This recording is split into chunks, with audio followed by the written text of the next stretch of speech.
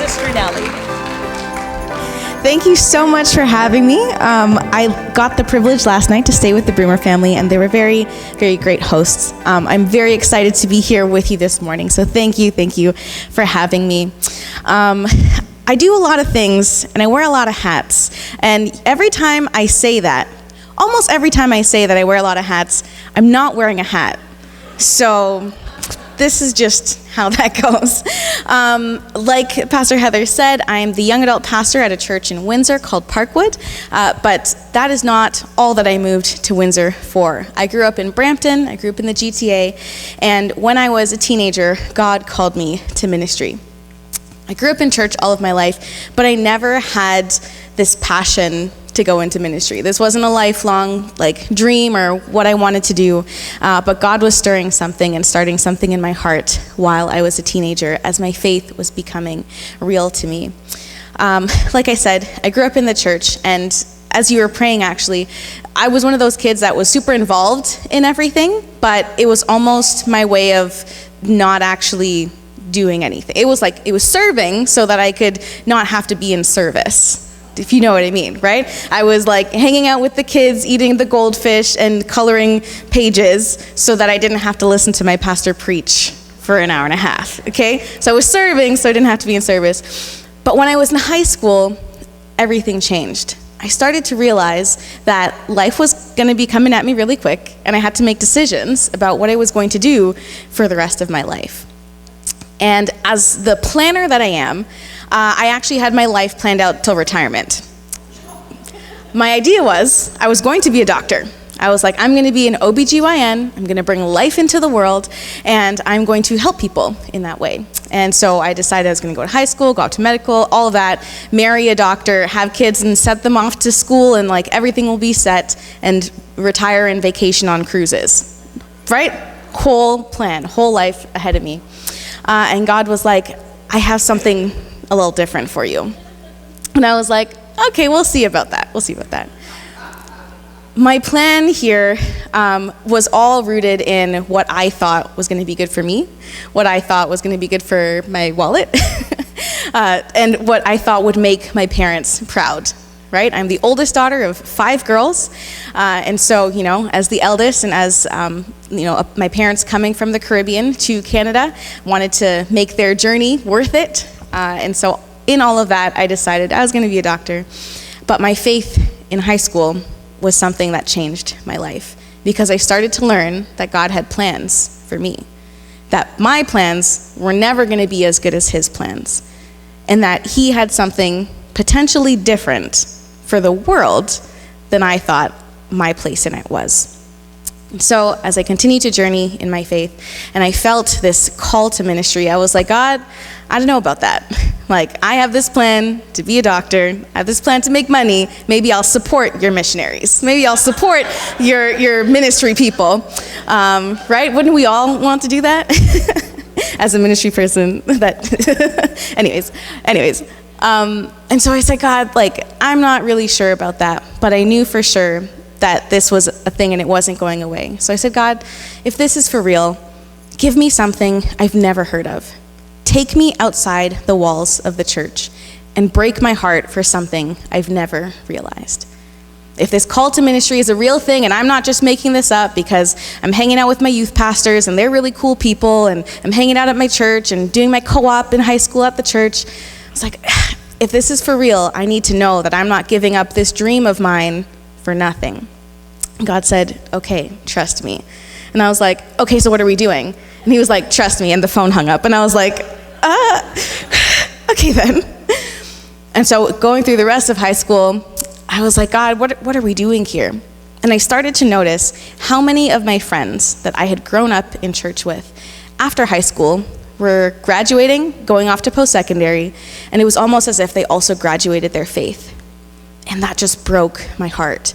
They were going off to university and college to pursue careers, pursue education, and somewhere along the way, they were losing their faith in Jesus. They were losing their faith in coming to the church and being a part of a community of people who also believe. And I was like, God, what is happening here? Around the same time, I had this vision, more so a nightmare, of me sitting in what was the Sunday school room that I had grown up in, with all the people that I had grown up with in Sunday school. And has anyone seen Endgame? I don't know if you're big movie watchers, Avengers. So what happens, there's like, and this is not to spoil it for you, it's been out for years now, so, you've had your chance to watch it. The bad guy snaps his fingers, and then all of a sudden, people start to disappear. So I have this, and this is before the movie came out, so it wasn't in my head before. I'm in our Sunday school room. I'm standing with all these people that I grew up with from Sunday school up, and they start to disappear. And I was so broken because I started to recognize that those were the same friends that were going off to post-secondary and losing their faith. And I was like, God, what do we do here? My heart was so broken about that. A couple months later, we would have a guest speaker who came to our church. And all he did was introduce himself, and his message changed my life. I can't tell you what else he preached because I wasn't listening after that point. But his introduction alone sparked something that would end up me being where I am now. And all he said was he was the campus pastor at a Bible college in BC. And I was like, campus pastor? That's a job? You can do that? Okay, well, that makes sense if you're doing that at a Bible college, but who's pastoring the students at the secular schools that my friends are going to and getting lost at? And it just sent me into a moment of prayer where I was like, God, how do I do that job out there? And that night, everything came together. The thing that my heart was broken for, the thing that I had never heard of, and the thing outside the walls of the church. And I was like, campus ministry, whatever that looks like, however we do that, let's go. So I went to Tyndale, and I think that's where we met. We were like classmates for a little bit. I did my undergrad, and as soon as I graduated, I ended up with a job offer to move to Windsor. And this job offer is as a Mission Canada worker, so as a fundraising missionary, and I'm like, okay, cool, what does this look like? How do we do this? And basically, God just opened a door where I prayed for one. I said, God, I'm not trying to do this on my own strength. You open the doors that no one else can open, and you close the doors that no one else can close. So I prayed, God, open the doors you need to, close the ones that you need to, make this so obvious that I can't mess this up. And that's a prayer that I started when I was 16, and I continue to pray to this day. So if nothing else from my message stands out for you, maybe you take that prayer yourself. God, open the doors that you need to open, close the ones you need to close, and make this so obvious that I can't mess this up. How it ended up being Windsor, after an internship with my youth pastors over the summer when I was 16, we did a short-term urban mission trip to Windsor, Ontario. And I believe I have a slide. Oh, I have a slide. Yes, Windsor. It's glamorous, isn't it? I chose to take this picture because I know it's not our best look. Also, that's about as much snow as we get. So if you were ever deciding to move there, and that's a plus for you, you don't like wintertime, that'll melt by the afternoon. So, Windsor, I ended up there on a short-term urban mission trip when I was 16, and God would randomly press on my heart to pray for this city. I was like, okay, I'll do that. Little did I know he was preparing me to one day move there. This picture in itself is of the Ambassador Bridge on the left, and then on the right, the university campus. What's amazing and interesting is that this bridge in itself is the most used international crossing in North America. It was in the news a couple years back for some reasons, but being that, it is one of the most used international crossings in North America. And it's positioned in such a place that people are coming to us for school, they're coming to us for travel, they're coming to us for work, and God is doing something in this space where he is bringing the nations to us. So as a missionary, I don't have to go really far to reach most of the world because they are coming right here. And similarly to you, the world is coming right here to us. Let me encourage you to be a local missionary yourself, right where you are, to your neighbors and your neighborhood. So I get a call, and it's like, hey, what do you think about doing missions, starting campus ministry in Windsor? And I was like, I didn't think much about it at all. However, I'll come down and I'll pray and I'll decide and see if this is where God wants me to be. And so I took a train ride down, and on the train ride back, I prayed and I was like, God, Windsor, is this it? Like, having grown up in the GTA, there's so many schools there. It's like, can you just let me live at home at my parents and like go to York or something? Like, let me do something a little closer. And he was like, I wouldn't have brought you this far for nothing. And I was like, man, I'm moving to Windsor. So now I live there. I knew that what I wanted to do was to serve those who were hurt and lost and broken, who in moments of vulnerability needed to see and feel love. And I had heard about this organization, this program called Red Frogs. So one of the hats that I wear is the Regional Red Frog Coordinator in Windsor, Ontario. What we do is we walk students home from the frosh parties, the welcome week parties that the school puts on, and we're there just to be a sober presence, a positive presence, a peer presence, so that people on campus can feel loved in a vulnerable time. Here's some photos of me and my team hosting a hydration station. So what that is we're handing out water, we're handing out some carbohydrates, some snacks, just because we know that students are going to be drinking, and if we stand out there with signs telling them not to, it's not going to change. It's not going to make a difference. But if we show them that we care and we want to make sure that their hangover the next day isn't as bad, then they'll listen to us a little bit more. They actually ask us questions. The second picture is us with umbrellas, because sometimes the walk homes, we're walking them home in the rain. We also get to do some coffee opportunities where during the exam season in specific, we're handing out hot chocolate or coffee just to give students a little boost, just to let them know that, hey, someone cares. While you're studying, while you're stressed out beyond what you can handle, someone just wants to say, here's a free coffee, we're cheering you on, and we're here for you. And again, these are opportunities we get that have them asking us questions like, why do you do this? What are you here for? Why do you care?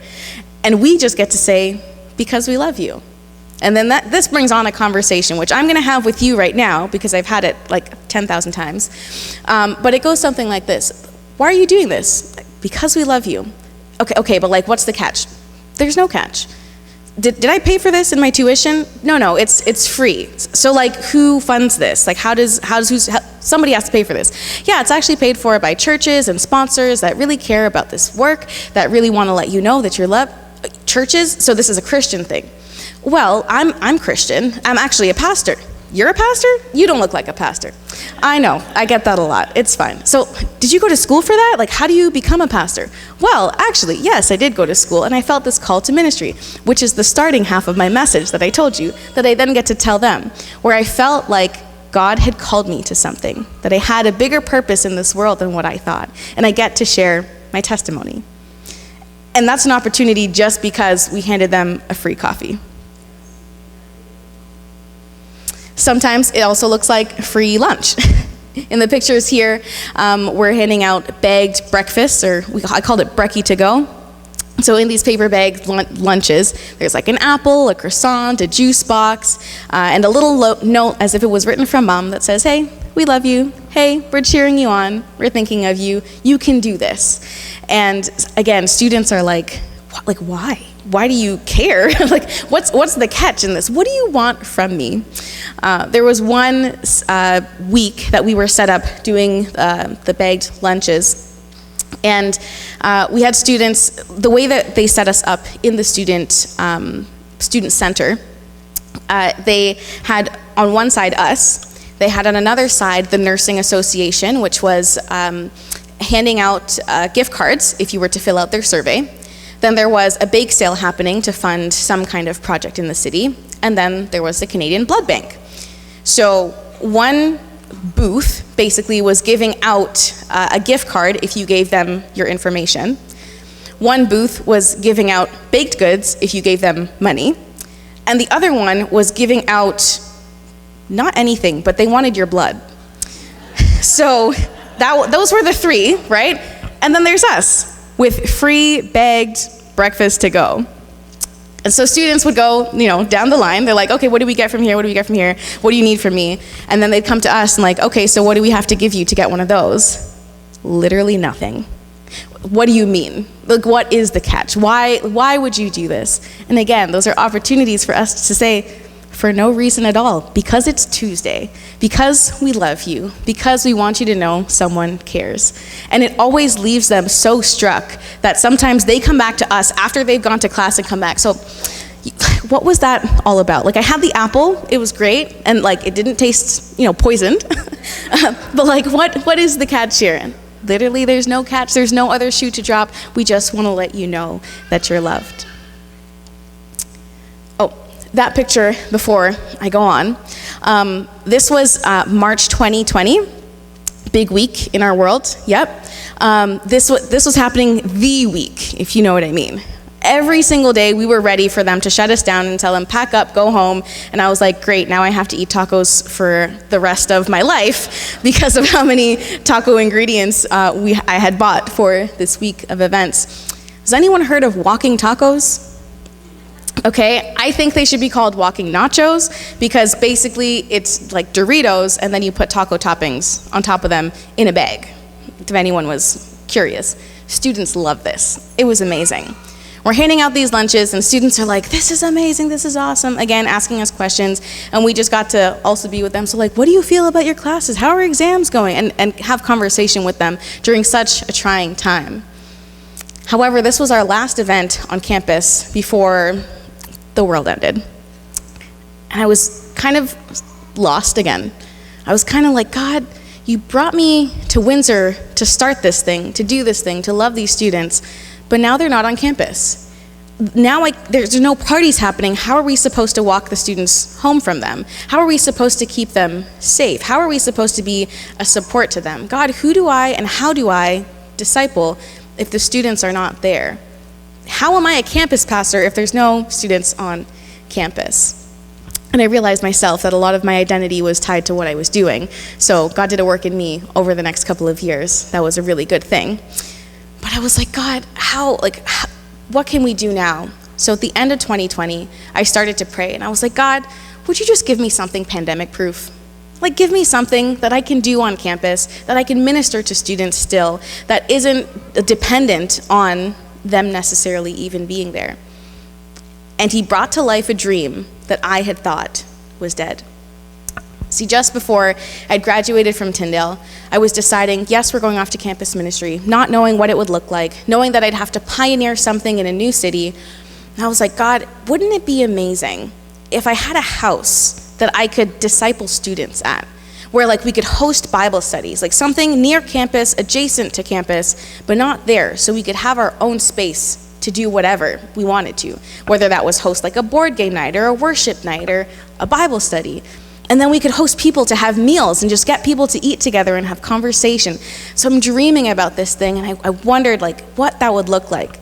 But as a millennial in the housing market, knowing that that was going to be a big dream, that was going to be if God can do it, only God can do it. And so I kind of just had that as a back burner thought. I was like, I'm going to move to Windsor, start Red Frogs on campus, do this thing, and let that get going.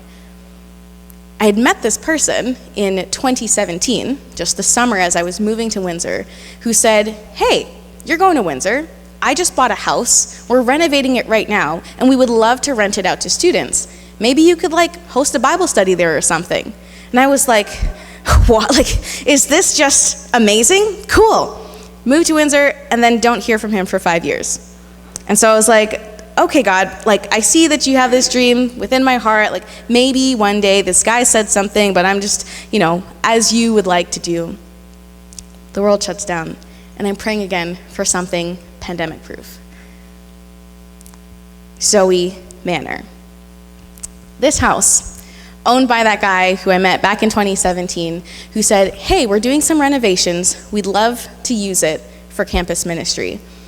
And I was like, wait a second, did I just pray for something pandemic proof and then this conversation starts up again?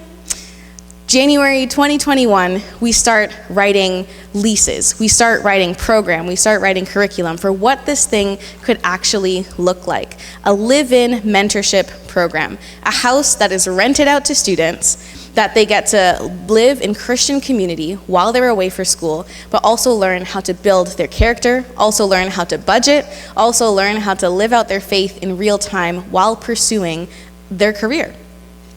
This is the house. It's 150 years old. It's a heritage home. And because of that, there was all these heritage rules that the homeowner had to jump through to get it up to standard for living, which is why he didn't respond to me for 5 years.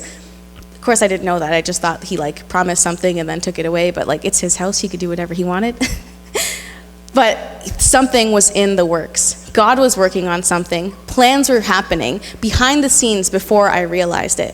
While things were going on campus, while I was getting Red Frog started and starting this brand for ourselves and getting this good reputation, building relationship with the school, God was also working on something else. So now we've decorated the house. This is what it looks like inside. Again, because it's 150 years old, I knew I wanted it to kind of match the vibe instead of look too mismatched. So as we thrifted, as we built furniture, as we even sewed couch cushions to make it look like home, so that the girls who can live there will feel like they are at home. This past year, we had a full house. Again, the program just launched in 2021, and so this is all 7 of us. It's a 5-bedroom house. I actually live there, and so they get a live-in pastor, not only a place of community, but they get to see me on a Tuesday morning when I'm late for work and still loving Jesus.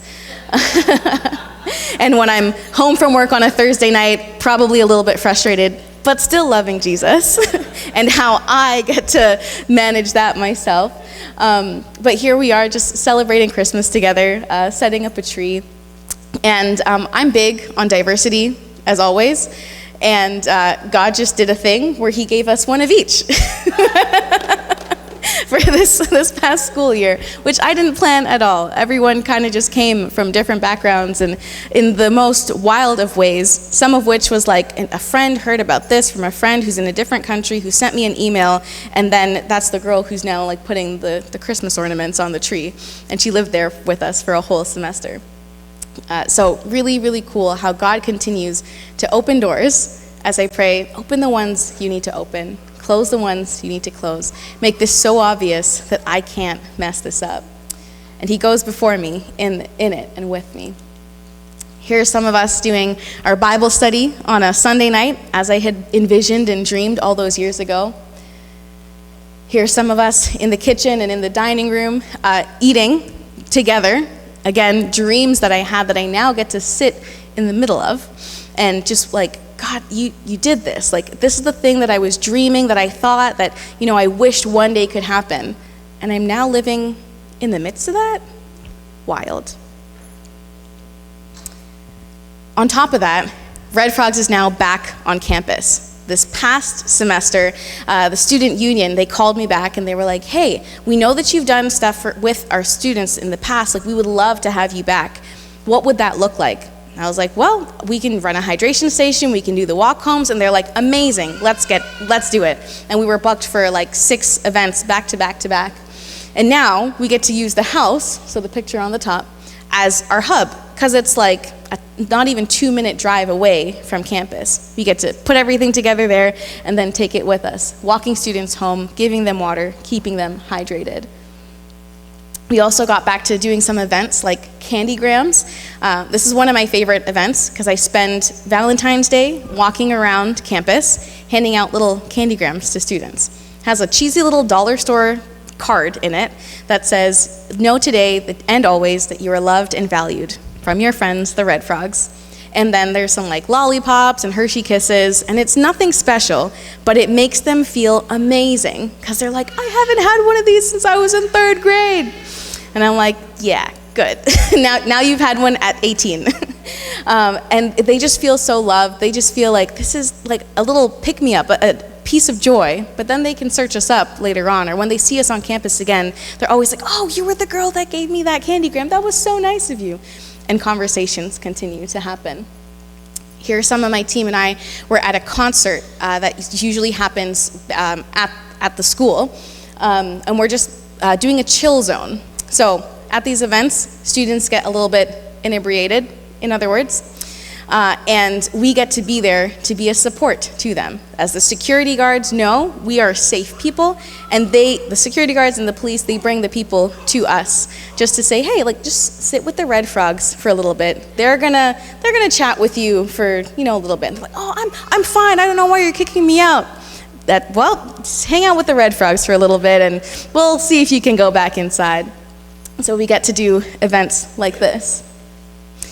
This is at the end of this past school year. The girls on the right, me in the middle, the girls on the right, they are, or were, the student union and student services president and vice president. And after like 3 years of not having done much on campus, to have built the relationship again, to continue the relationship that we had built on campus with such a good reputation, it was like, I thought there was going to be such a break that we would have to do things from scratch all over again. And we had such a good relationship and friendship that we continue now to do stuff on campus. I just had a conversation last week with the new student president as it gets handed off. These are students, so they graduate year after year. And so we always feel like we're rebuilding it. But it's such a good handoff because they're like, hey, we know the value that you bring to our school, to our students, and to our events. We want to have you back. We love your presence here. Those are some of my OG students that were students before, and now they're not students. They're still serving on my team with me. By the way, some of these events are from like 10 p.m. to 3 a.m., because that's when students are out, about, and alive. And they've been with me for a good long time. And so those are some of my friends on campus with me. So I do a couple things. I wear a couple of hats. And I put a picture in there of me wearing a hat so that, it exists, it happens. So I run Red Frogs on campus. I run Zoe Manor, which is a house for girls that they can live with me, that they can grow in their character and in their faith. And I also am the young adult pastor at Parkwood, which was a newer development. Just as I was launching the house on campus, this church that I was just attending, the young adult group, to make friends myself, the pastor called and was like, hey, our young adult pastor is leaving.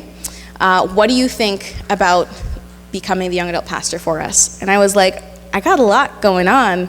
I don't really know how I'm gonna do that, because the job there too was both worship and young adults. And I was like, Lord, the only way that I'm gonna do this is if you, on their end, have them decide to split the job in half and just give me young adults part-time so that I can still figure out how to be on campus doing this thing. And that was exactly what the phone call was. Hey, we've decided to split the job in half. What do you think about coming on as young adults part-time? And I was like, give me a week to think about it. Let me pray about this a little bit. And so I did. And as soon as I got off the phone, I was like, God, open the doors you need to open, close the ones you need to close, make this so obvious, I can't mess this up. And God was like, you could have said yes on the phone. I made this happen for you. And I was like, but you think we have the capacity to do this? He's like, well, sit on your yes for a week. And it was like the phone from God hung up again. I was like, okay. So now I get to take the students from campus and plug them in directly to a church ministry where it's like, hey, this is what we're doing, this is Red Frogs, all of that. If you want to come hang out with us on a Monday night at the church, you are more than welcome to. And I can also take the students from the church and say, hey guys, now that we know who Jesus is, that we're living, we're learning and loving about him, why don't we go do something with our faith and actually serve those on campus? It's an in tandem role that I couldn't have figured out or made happen all by myself. And God continues to surprise me. God continues to open doors that no one else can open and close doors that no one else can close. And gracefully, he makes it so obvious that sometimes I can't mess this up. And so this morning, I just wanted to share with you what I get the privilege to do and to encourage you, maybe to pray that same prayer and be surprised by how God can move and work in your life. Not saying to, become a missionary yourselves. maybe if that's the thing that God's stirring in your heart this morning, then don't listen to me, listen to him. But as he opens the doors in front of you, continue to trust him as you walk through them, that he is with you and that he loves you and that he goes before you in this thing. That even the dreams that you might have had that you thought were dead from years before, maybe he's still working on them, if not in your lifetime, in someone else's. So don't give up. And that is my encouragement to you this morning.